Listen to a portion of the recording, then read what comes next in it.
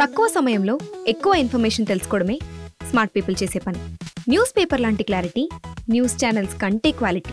ఏంటి ఇంకేంటి? 4 Sides TV app download it. విజయవాడలో జరుగుతున్న హైందవ శంకరరావు మహాసభలో ఫిలిం రైటర్ అనంత్ శ్రీరామ్ మాట్లాడుతున్నారు. లైవ్లో చూద్దాం. జరుగుతుంది. అందులో ఒకటి కావ్యేతిహాస పురాణాలని వక్రీకరించడం, 2 తెర మీద కనిపించే పాత్రల్లో వినిపించే పాటల్లో హైందవ ధర్మాన్ని దుర్వినియోగం చేయడం, 3 తెర వెనక మా ముందు అన్యమతస్థుల ప్రవర్తన. ఈ 3 అంశాల్లో మొదటిది కావ్య పురాణేతిహాసాల వక్రీకరణ. వాల్మీకి రామాయణం, వ్యాస భారతం భారత సాహితీ వాన్మయ శరీరానికి 2 కళ్ళ లాంటివి. కానీ అదే వ్యాస భారతాన్ని, అదే వాల్మీకి రామాయణాన్ని వినోదం కోసం వక్రీకరించిన సందర్భాలు కోకొల్లలు. గత కొన్ని సంవత్సరాల ముందు వచ్చిన చిత్రాల నుంచి నిన్న మొన్న విడుదలైన కల్కి చిత్రం వరకు కూడా కర్ణుడికి పాత్రకి అనవసరంగా ఆపాదించిన గొప్పతనాన్ని చూసి ఒక సినిమా రంగానికి చెందిన వ్యక్తిగా నేను సిగ్గుపడుతున్నాను, నిర్మోహమాటంగా చెప్తున్నాను. అది కూడా ఈ కృష్ణా జిల్లా గడ్డ మీదే నిలబడి చెప్తున్నాను. అప్పటి చిత్ర దర్శకులు, ఇప్పటి చిత్ర నిర్మాతలు ఇదే జిల్లా వారికి చెందిన వారైనా సరే పొరపాటు అని మనం చెప్పకపోతే ఈ హైందవ ధర్మంలో పుట్టినట్టు కాదు, ఈ హైందవ ధర్మాన్ని ఆచరించినట్టు కాదు, హిందువుగా ప్రకటించుకోవడం వ్యర్థం అని చెప్పి ఘంటాపథంగా తెలియజేస్తున్నాను. ఇప్పుడే ఈ సభలో, ఈ గొప్ప సభలో సత్యవాణి గారిని అభినవ ద్రౌపదిగా వక్తలు అభివర్ణించారు.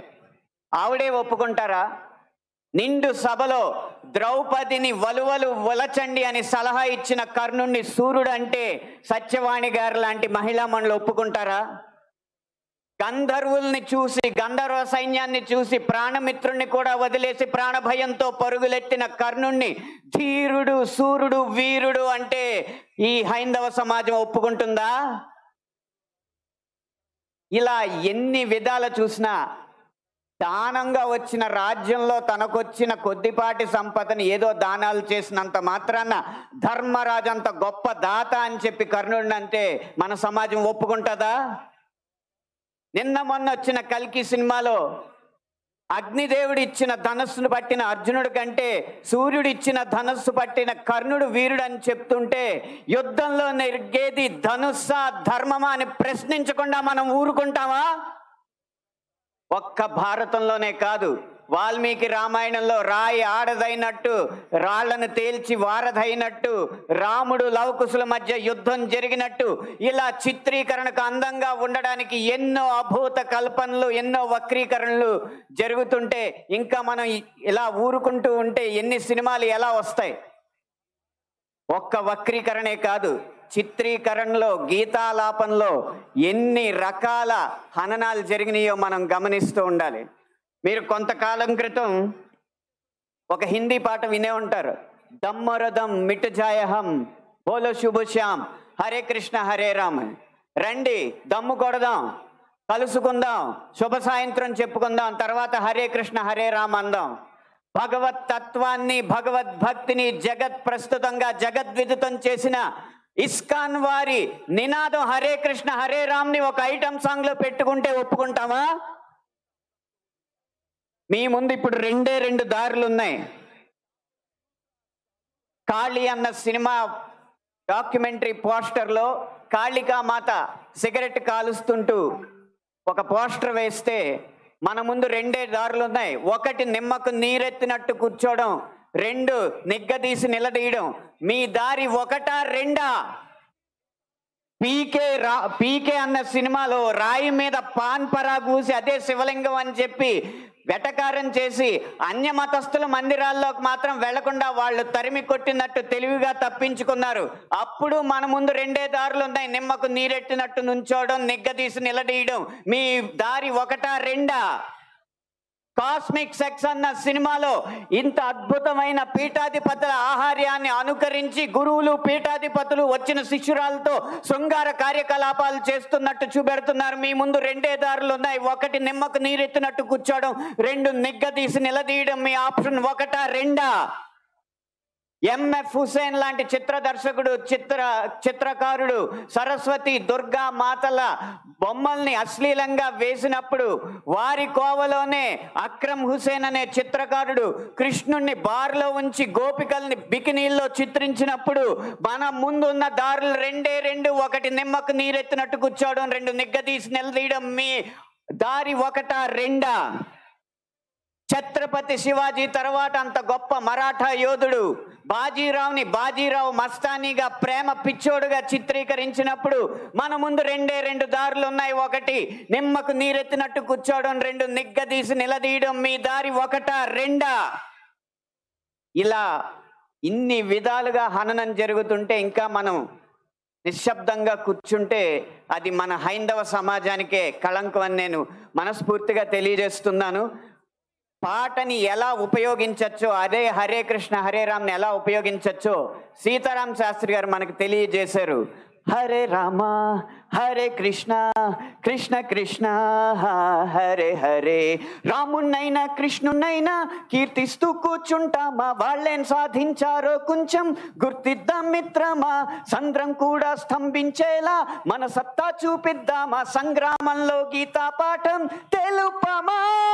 ఇది పాట రాయడం అంటే, ఇది పాట ద్వారా సమాజ హితం కోరడం అంటే, ఇది పాట ద్వారా మార్పు తీసుకురావడం అంటే, ఇది పాట ద్వారా ఉత్సాహం రేకెత్తడం అంటే, ఉద్వేగం రేకెత్తడం అంటే, ఉత్తేజితుల్ని చేయడం అంటే.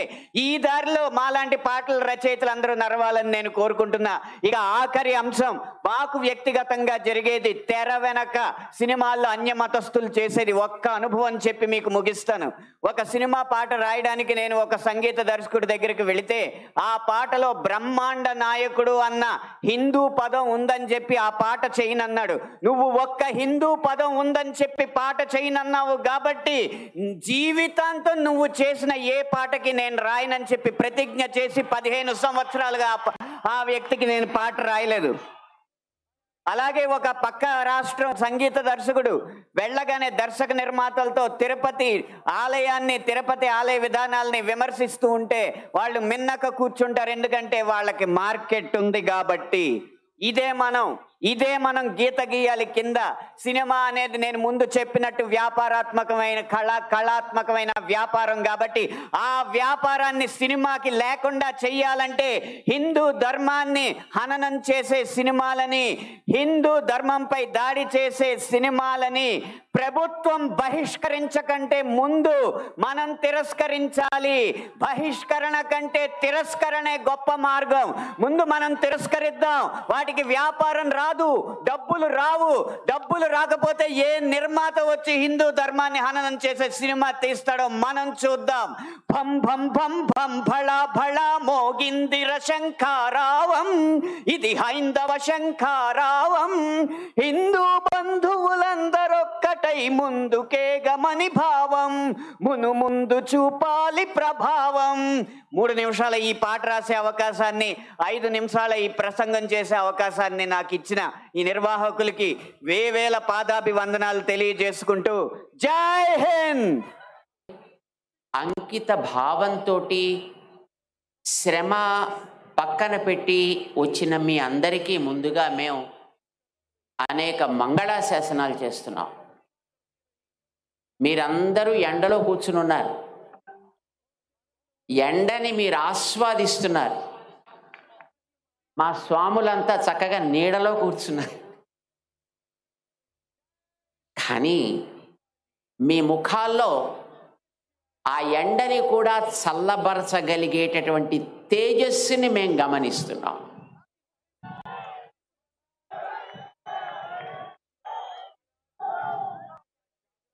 ఆలయాల మీద మీకుండే ప్రేమ, ఆలయాలని కాపాడుకోవాలనుకునే మీ దీక్ష,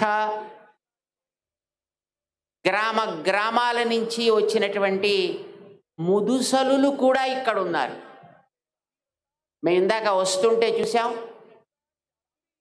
కర్ర పట్టుకొని నడిచేటటువంటి 80 సంవత్సరాలు దాటినటువంటి మాతృమూర్తులు కూడా అలా వంగుతూ వంగుతూ వంగుతూ నడిచి వస్తున్నారంటే మీలో ఉండేటటువంటి ఆలయాల పైన మీ శ్రద్ధ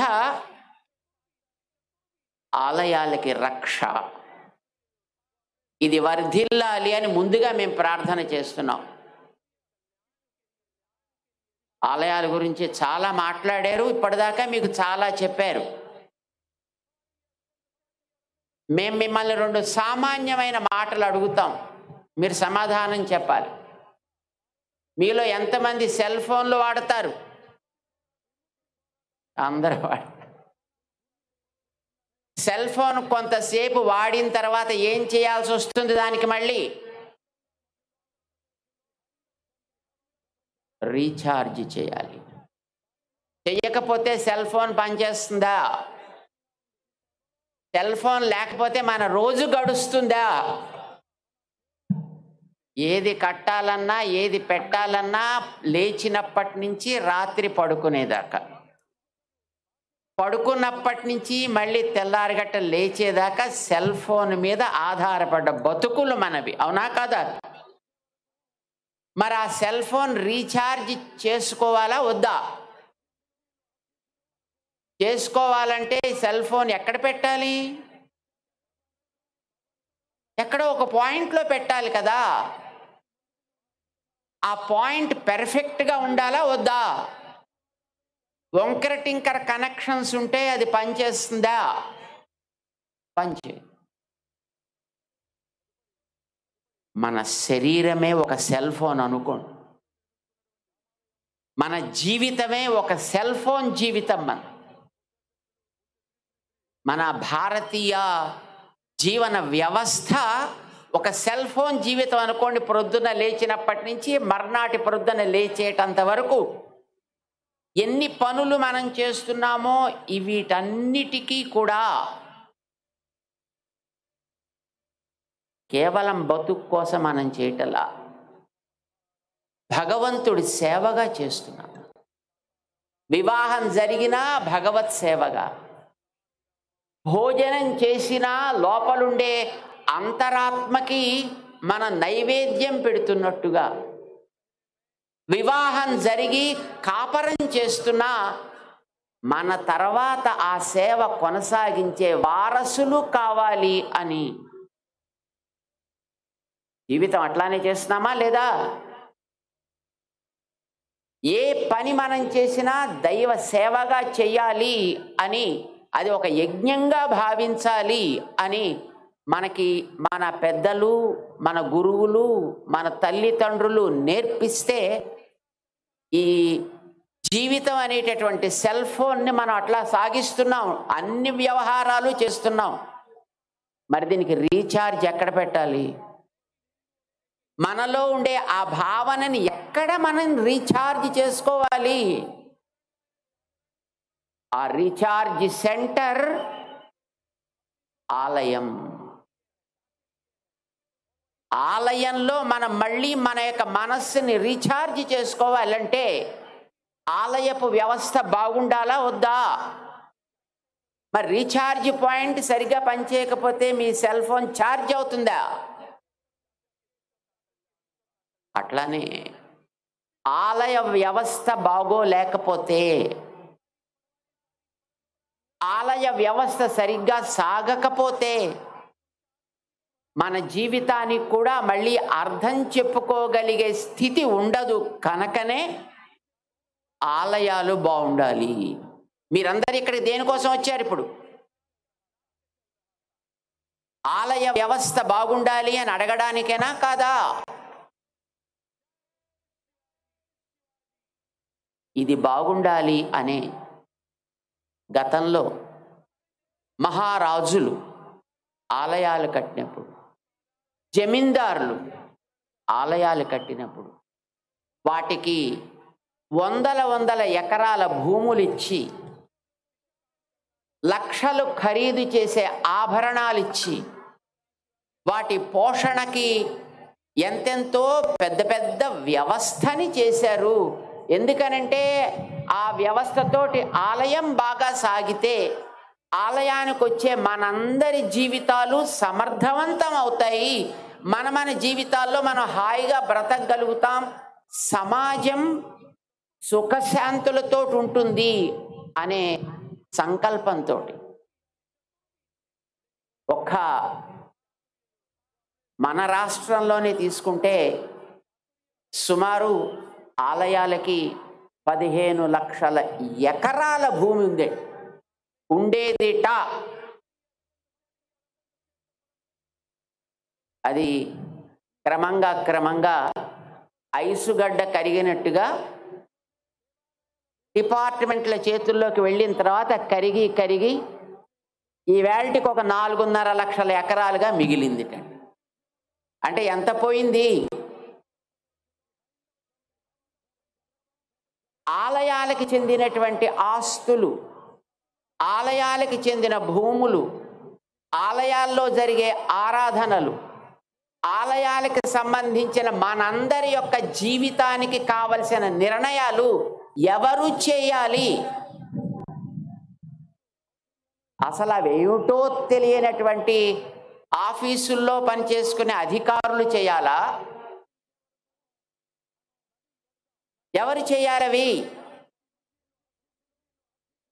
అది అడగడానికే ఇప్పుడు మీరందరూ ఇక్కడికి వచ్చారు. అది ఎవరిని అడగాలో మీ అందరికీ తెలియాలనే మన విశ్వ హిందూ పరిషత్ ఇక్కడ ఇంతమందిని సమావేశపరిచి ఇంతమంది పెద్దలని ఇక్కడికి తీసుకొచ్చి మీ అందరి ముందర ఇక్కడ కూర్చోపెట్టింది. మన రాష్ట్రంలో అన్ని మూలల నుంచి మిమ్మల్ని అందరినీ ఇక్కడికి తీసుకొచ్చిన కారణం ఎవరిని మనం అడగాలి, దాన్ని ఎవరి ద్వారా నడపాలి అనేది మీకు తెలియచేయడం కోసం. ఆలయాల్లో పూజ జరగాలంటే 5 నిమిషాలు చేయండి, అరగంట చెయ్యండి అని ఎవరు చెప్పాలి? ఒక ఆఫీసర్ చెప్పాలా? ఒక ధర్మాధికారి చెప్పాలా? ఎవరు చెప్పాలి? కట్టుకున్న ఆలయాలు మీరు కట్టుకున్నారు. ఈవేళ మన ఆలయాల్లో, మన కాలనీస్లో, మన ఉండే ఊళ్ళల్లో చిన్న చిన్న ఆలయాల్ని మనం కట్టుకుంటున్నాం. మీరందరూ కట్టుకుంటున్నారు. ఒక్కొక్కరు కొద్ది తాము సంపాదించే సంపాదనలో అక్కడక్కడ పెట్టి ఆలయాల్ని మీరందరూ కట్టుకున్నారు. కట్టుకున్న మీకు దాన్ని నడపడం చేత కాదా? చేతన అవును, మేం కట్టుకున్న ఆలయాన్ని మేము బాగా నడపగలము. ఎంతమంది అనుకుంటున్నారు? మీరు అందరికీ వచ్చు. కట్టిన ఆలయాన్ని మీరు ప్రతిష్ఠ చేశారా? ఎవరైనా పెద్దలని పిలిపించి చేయించారా? ఎవరో అయ్యగారు, ఎవరో ఒక స్వాములారు, ఎవరో ఒక సంప్రదాయపు పండితులు వాళ్ళేనా ప్రతిష్ఠ చేసింది? లేకపోతే మనమే చేసేసామా? పెద్దవాళ్ళు వచ్చి కదా చేశారు. ఆలయంలో జరిగే ఏ సేవైనా, ఆలయానికి చెందిన ఆస్తులైనా, ఆలయానికి చెందిన ఆరాధనాది వ్యవస్థ అయినా ఎవరు ఆయా ఆలయాలకి ప్రతిష్ఠాదులు జరిపి అక్కడ జరగవలసిన కార్యాలు ఇవి అని ఒక నిర్ణయం చేశారో దానికి సంబంధించిన ఏ నియమ నిర్ణయాలైనా వాళ్ళ చెప్పు చేతల్లో ఉండాలే తప్ప ఆఫీసర్స్ చేతిలో ఉండకూడదు.